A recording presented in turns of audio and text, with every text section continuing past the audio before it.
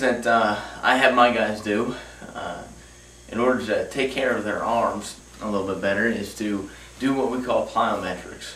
Plyometrics is a series of exercises that involves your legs, involves your core, involves your shoulders and your arms. It helps us to get what we call the lactic acid out after we've either thrown in a ball game or thrown a pretty extensive bullpen. I encourage my guys to do plyometrics about 2 to 3 times a week, especially again after they've built up a lot of lactic acid in their arms from throwing so much.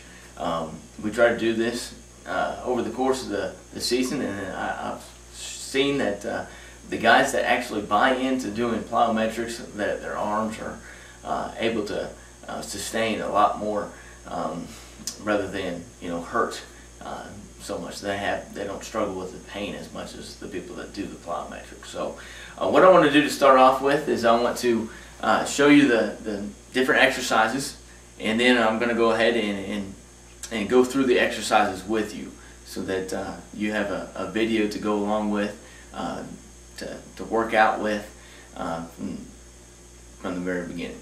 Okay.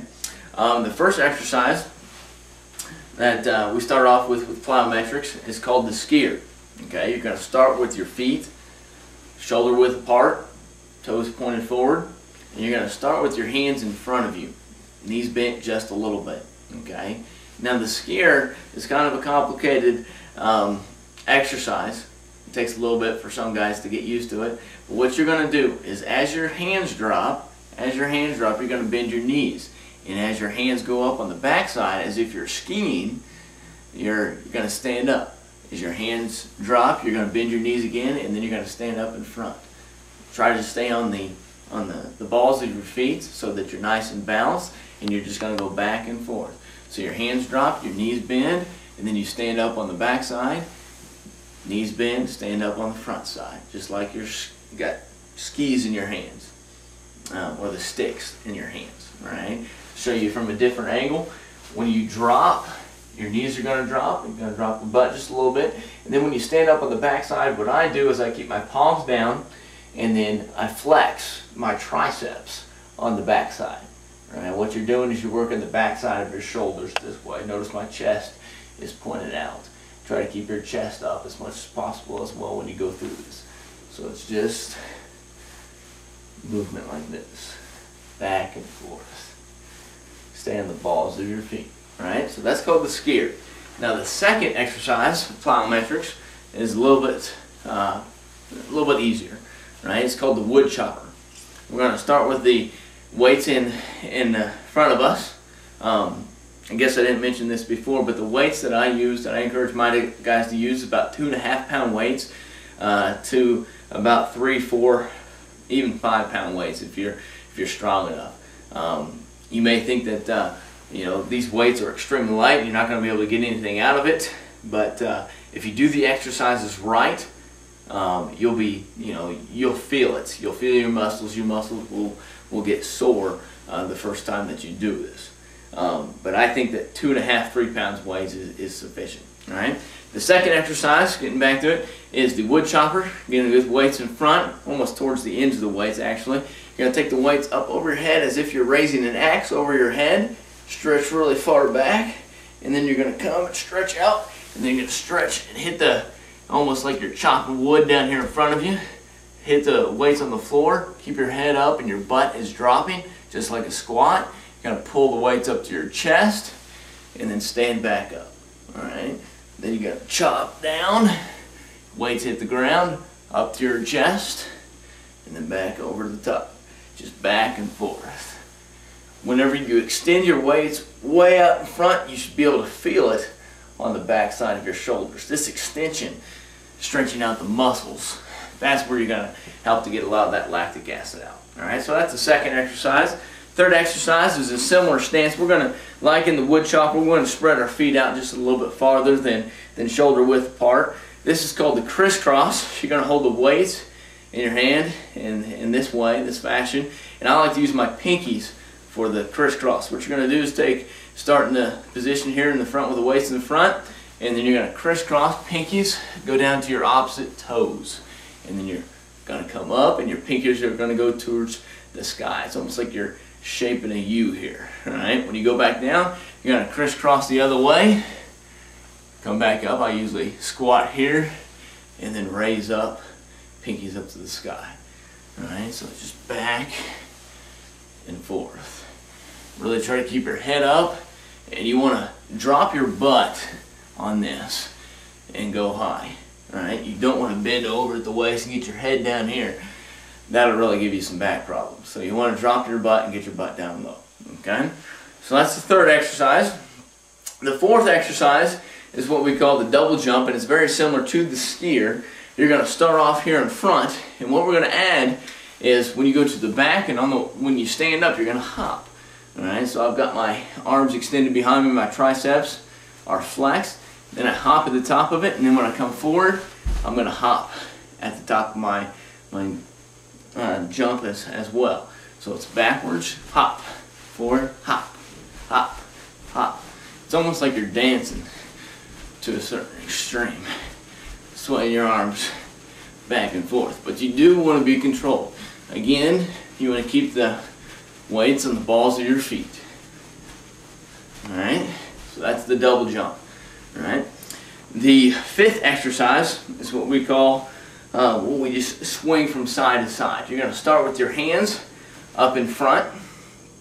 You always want to keep them at least shoulder height. You don't want to drop them down here. Your exercise, you're not getting anything out of it. Alright, but you don't want them too high as well. I usually keep them right in front of my eyes. Okay.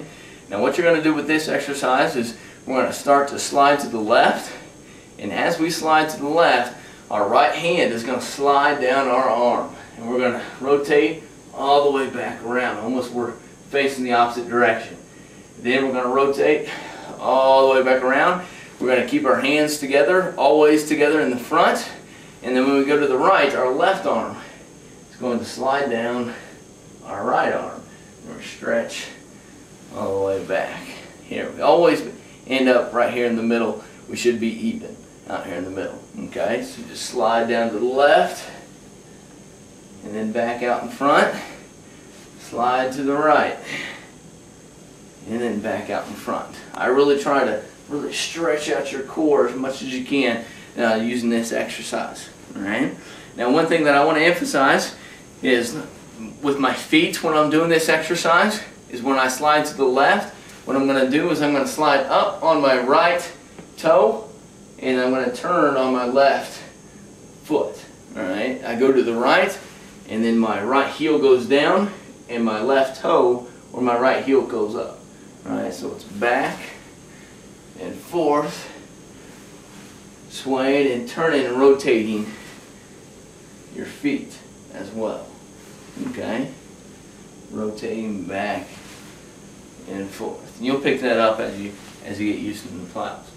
Alright, the second to last exercise is what we call the shadow boxers. Very simple. You're going to start with your weights in front of your face. Weights in front of your face, and you're just going to shadow box as if there's somebody right directly in front of your eyes, and you're just reaching out and you want to turn just a little bit, turn the weight just a little bit as you finish. Alright, this really focuses on using the back side of your shoulder and these small muscles that are inside of your shoulder.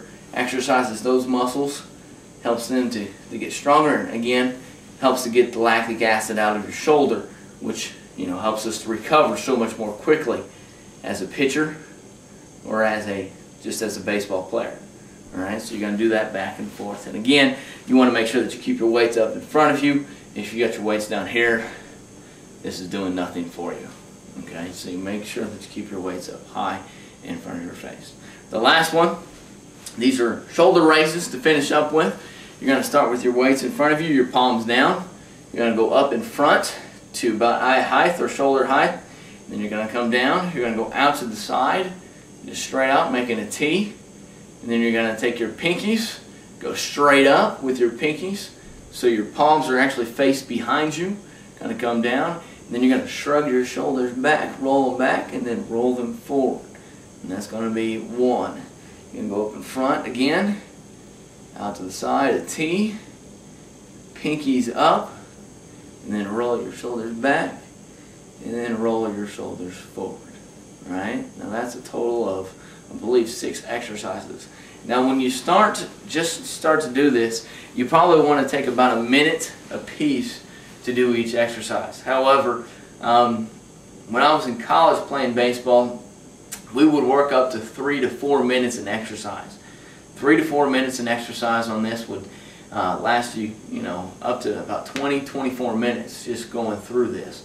However, I think that's a little bit extensive, and I think that 2 minutes apiece is enough. And I think 2 minutes apiece is a good amount of time for you to do each exercise. So what we're going to do here for just a moment is I'm going to go ahead and start off at the very beginning, and you could use this video to do your exercises on your own. So we're going to go for, it's going to be about 12 minutes here.